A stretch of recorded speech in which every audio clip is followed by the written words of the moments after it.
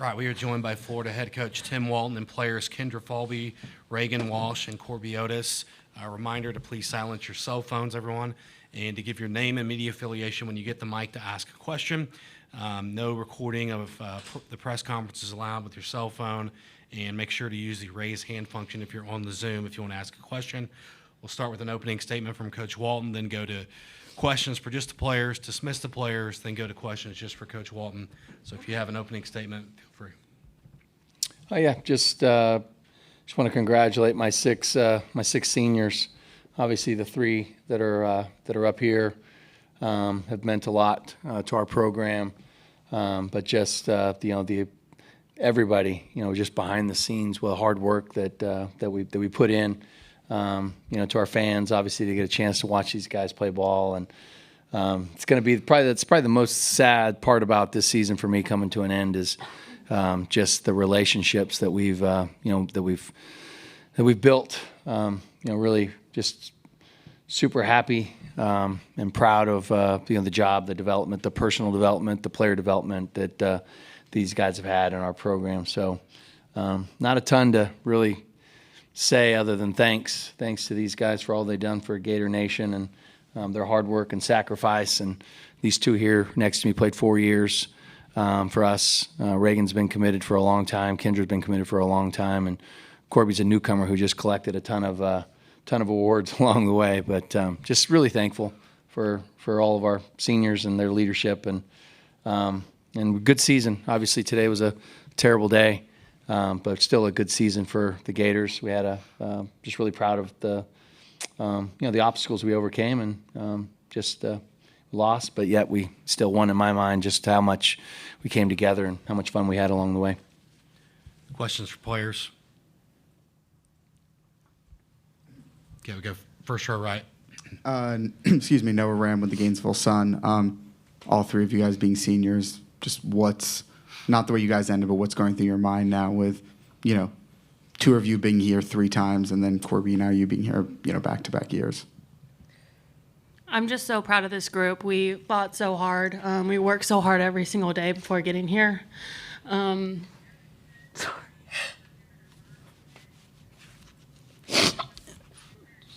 I'm just thankful. I'm thankful to be a part of Gator Nation. I'm thankful to have played 2 years and ended 2 seasons at the World Series. That's what 8-year-old Korbe dreamed of doing. So I'm really excited to have done that. Trying to figure out if I can get more eligibility.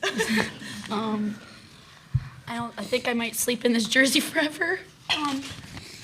Yeah, we're stealing them. Yeah.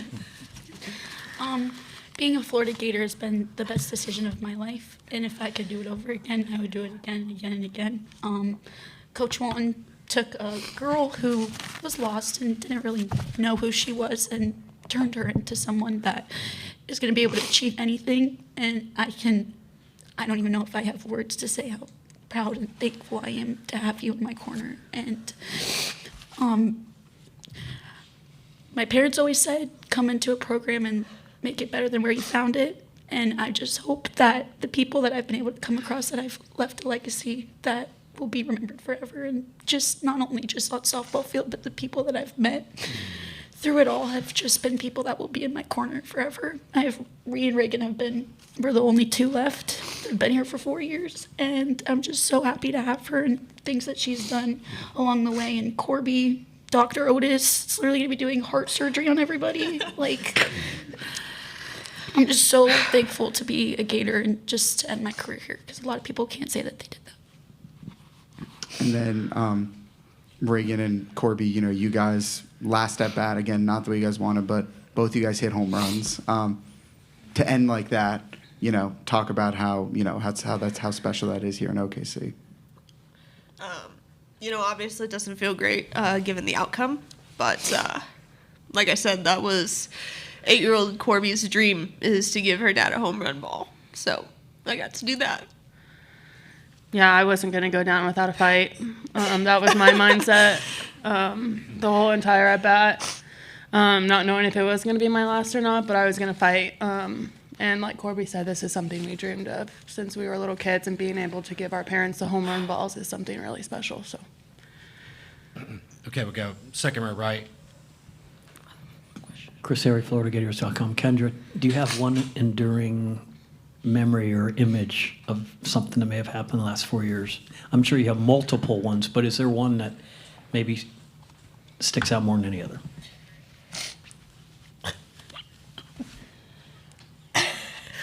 Coach Walton coming out in a blow-up suit for Halloween because I love Halloween. So we took it to like another level, and he came out in like a big alien, like an alien riding he was like an alien riding cowboy or like something crazy.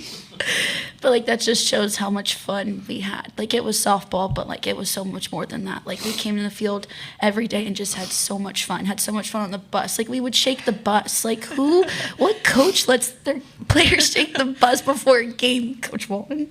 Like I don't know. If you're not a Florida Gator, you need to be one because this place is it's just amazing. Any more questions for players? Okay, thank you, players. Thank you, Go Thank you. Gators. Go Gators forever.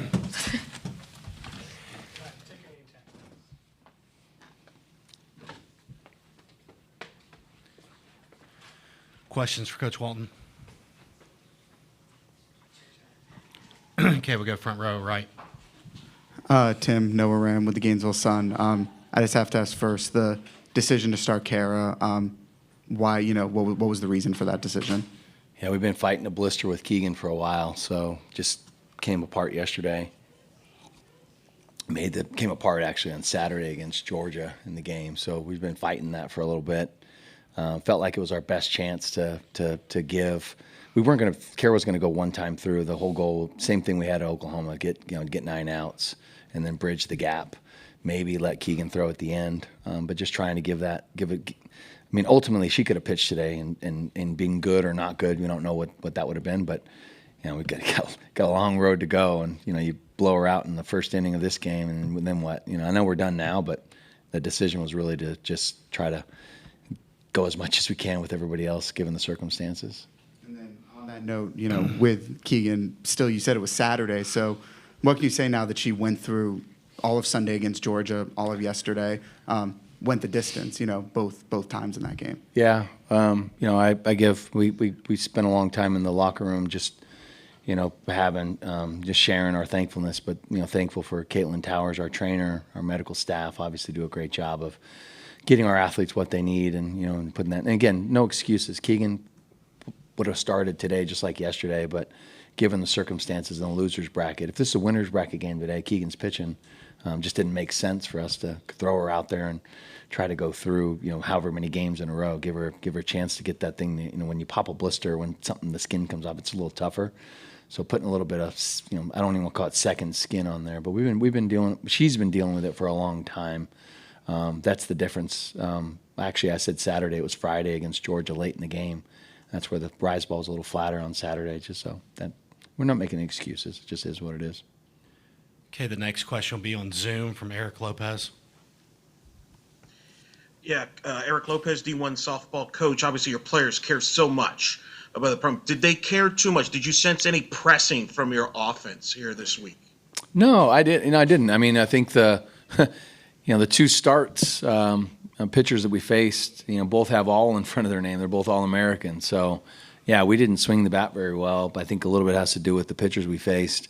The rest of the game today, obviously, you're down 7-0 versus, tied in the seventh inning. So probably a different swing pattern. But no, I didn't think they were pressing too much, Eric. I think we just weren't good enough. We just didn't swing the bat well enough this weekend or whatever day it is to win. But I don't think they were pressing. They didn't show that to me that they were nervous or pressing at all.